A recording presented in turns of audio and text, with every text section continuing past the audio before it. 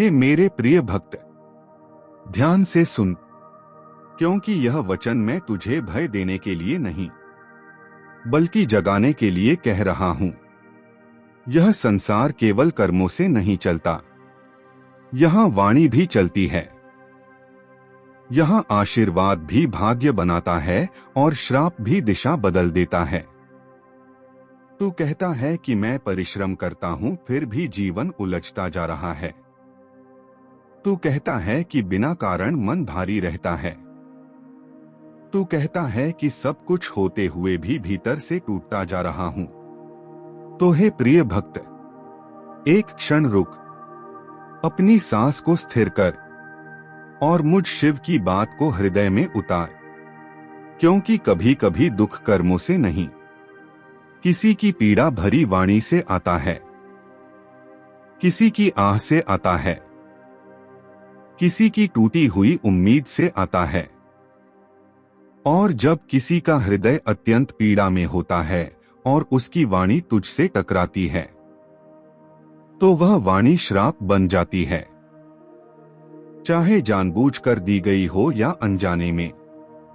और इसीलिए मैं तुझे आज 5 पहचान बताने जा रहा हूं, जिससे तू स्वयं जान सके कि कहीं किसी ने तुझे श्राप तो नहीं दिया।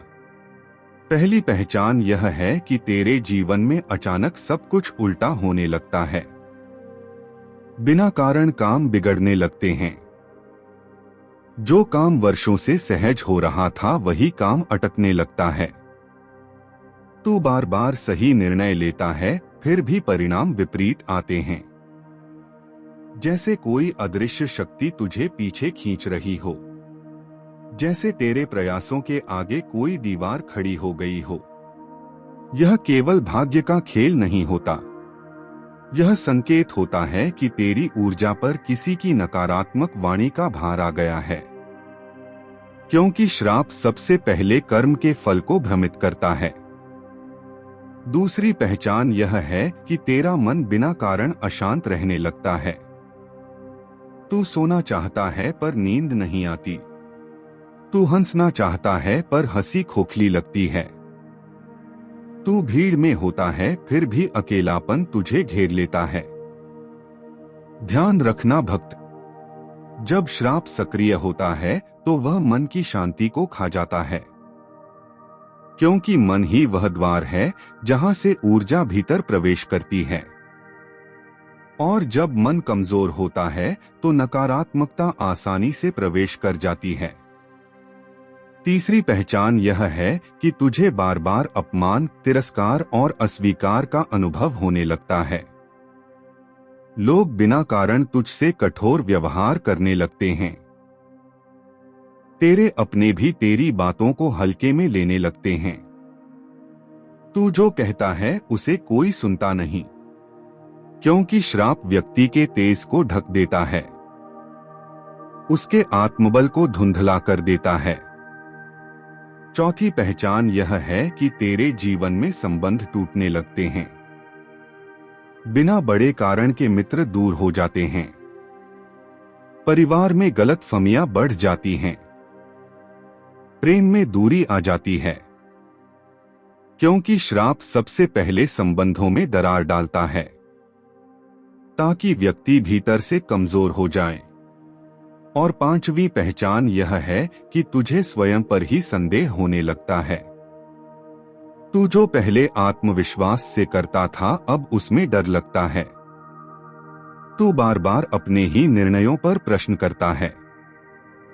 यह सबसे सूक्ष्म और सबसे खतरनाक संकेत है। क्योंकि जब व्यक्ति स्वयं से हार जाता है, तब बाहरी शक्ति को कुछ करने की आवश्यकता नहीं रहती। हे प्रिय भक्त, अब यह जान कि श्राप हमेशा किसी ने क्रोध में दिया हो ऐसा नहीं होता। कभी कभी माता पिता की पीड़ा भरी बात, कभी किसी वृद्ध की उपेक्षा, कभी किसी असहाय की अनसुनी पुकार, यह सब भी श्राप बन सकते हैं। इसलिए शिव कहते हैं, जीवन में कभी किसी का दिल मत तोड़, क्योंकि टूटा हुआ दिल मौन रहता है, पर उसकी पीड़ा ब्रह्मांड तक गूंजती है। और अब मैं तुझे बताता हूं कि इससे मुक्त कैसे हुआ जाए। सबसे पहले अहंकार छोड़, भीतर जाकर क्षमा मांग, चाहे सामने वाला जीवित हो या नहीं। मन ही मन उसके चरणों में सिर रख और कह, यदि मुझसे भूल हुई हो तो क्षमा करें। दूसरा, प्रतिदिन शिव नाम का जप कर, क्योंकि शिव नाम अग्नि है, वह हर नकारात्मक वाणी को भस्म कर देता है। तीसरा, मौन साधना कर, क्योंकि मौन से ही वाणी का दोष कटता है। चौथा, सेवा कर, विशेषकर उन लोगों की जिनके पास कोई नहीं, क्योंकि सेवा से श्राप पुण्य में बदल जाता है। और पांचवा, स्वयं को दोष मत दे, भय मत पाल, क्योंकि भय ही श्राप को शक्ति देता है। याद रख भक्त, जो शिव की शरण में है उसे कोई श्राप छू नहीं सकता, पर शरण केवल नाम लेने से नहीं होती, शरण होती है समर्पण से। और जब तू समर्पित हो जाता है तब हर नकारात्मक शक्ति स्वतः विलीन हो जाती है। हे मेरे प्रिय भक्त, याद रख, हर गिरावट श्राप नहीं होती और हर कष्ट दंड नहीं होता। कई बार शिव स्वयं भक्त को तोड़ते हैं ताकि उसे नया आकार दे सकें। इसलिए सबसे पहले मैं तुझे श्राप और कर्म के अंतर को समझाता हूं। कर्म वह बीज है जो तूने स्वयं बोया है और उसका फल समय पर मिलता है। उसमें न्याय होता है, उसमें कारण स्पष्ट होता है। पर श्राप वह धुआं है जो किसी और की पीड़ा से उठता है, उसमें कारण तुझे दिखाई नहीं देता, बस असर दिखाई देता है। कर्म धीरे धीरे फल देता है, श्राप अचानक जीवन को उलट देता है। कर्म में सीख छिपी होती है, श्राप में चेतावनी छिपी होती है। और अब सुन, श्राप तब तक ही प्रभावी रहता है जब तक तू भीतर से कमजोर है। जैसे ही तू चेतना में उठता है, श्राप स्वयं गिर जाता है। इसलिए कुछ लोग श्राप के बाद भी महान बन जाते हैं, क्योंकि वे टूटते नहीं, वे जाग जाते हैं। इतिहास साक्षी है, कितने ही ऋषि, कितने ही राजा, कितने ही साधक ऐसे हुए जिन पर श्राप पड़ा, पर उन्होंने उसे रोया नहीं, उन्होंने उसे साधना बना लिया।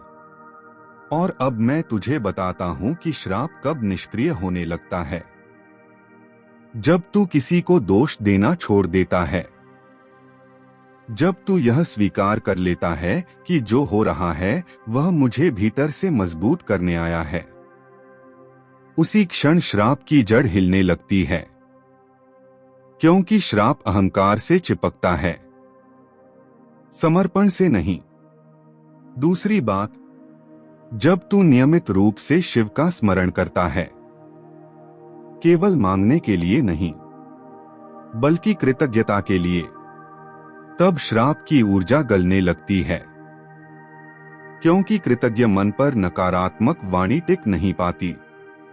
तीसरी बात, जब तू अपने जीवन में अनुशासन लाता है, उठने का समय, बोलने का समय, खाने का समय, सोचने का ढंग, श्राप सबसे पहले अव्यवस्था में फलता है।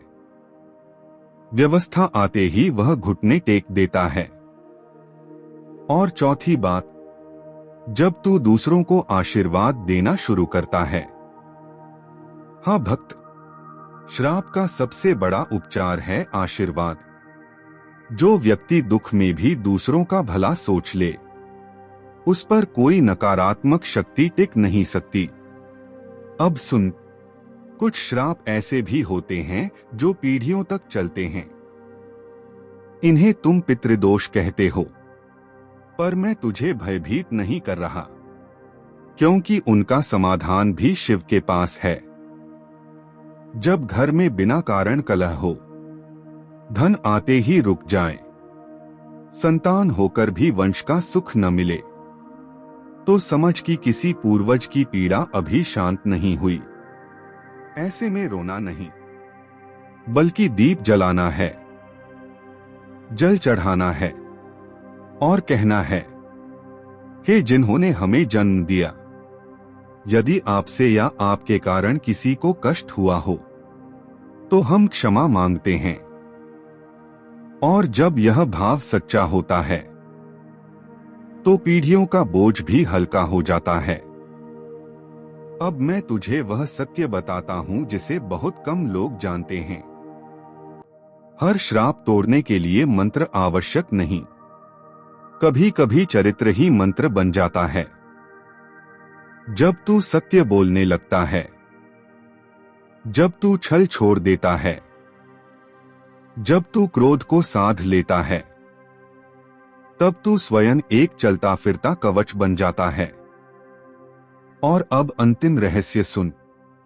श्राप का सबसे बड़ा भय यह है कि व्यक्ति स्वयं को अभिशप्त मान लेता है, और यही उसकी हार है। शिव कहते हैं, तू अभिशप्त नहीं है, तू परीक्षा में है, और परीक्षा का उद्देश्य हार नहीं, जागरण है। इसलिए जब भी मन भारी हो, जब भी लगे कि सब उल्टा चल रहा है, तब आंख बंद कर गहरी सांस ले और केवल इतना कह, हे शिव, यदि यह मेरा कर्म है तो मुझे शक्ति दो, यदि यह किसी की पीड़ा है तो मुझे क्षमा दो, यदि यह मेरी परीक्षा है तो मुझे जागृति दो। और याद रख, जो यह कह सका उसके जीवन में अंधकार टिक नहीं सका। हे मेरे प्रिय भक्त, अब इस उपदेश के अंतिम चरण में मैं तुझे एक वचन देता हूं। जो शिव को स्मरण करता है, जो किसी का दिल जानबूझकर नहीं दुखाता, जो गलती होने पर झुक जाता है, उस पर चाहे 100 वाणी उठें, वे श्राप नहीं बन पाती, वे मार्ग बदल देती हैं। इसलिए निर्भय रह, सजग रह और करुणावान रह, क्योंकि करुणा ही वह ढाल है जिस पर हर नकारात्मक शक्ति टूटकर बिखर जाती है। अब जो भी तूने सुना है, उसे भय की तरह नहीं, चेतना की तरह अपने जीवन में उतार। और जब तू उतारेगा, तब तुझे स्वयं अनुभव होगा कि शिव की शरण में आने के बाद किसी भी श्राप की कोई औकात नहीं रहती। नमः शिवाय। हर हर महादेव।